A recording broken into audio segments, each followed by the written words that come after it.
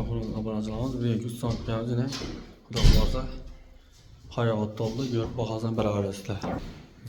Görüp eshiklarimiz. Görüp bakarsan berabersizlar. Konkretnet bir şey bak. Yakılmasa bir like'larını basıp koyasılar. Arkamda vallahi şey yapıyoruz. Böyle 6 iş oynatıp verdik. Onlatıp 6 iş. Onlatıp verdik. Hem şey davarlı.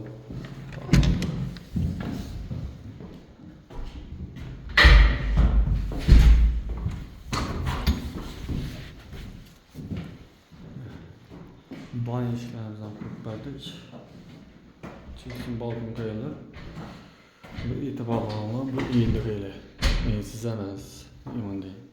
Köpüsü banyolarında kurup biz sizden onu iyiletip verdik, sıfatlı garantiyası.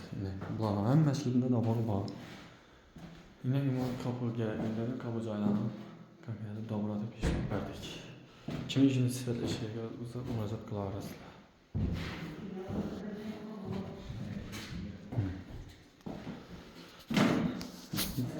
Yakınımıza bir like'larını basıp koyasılar.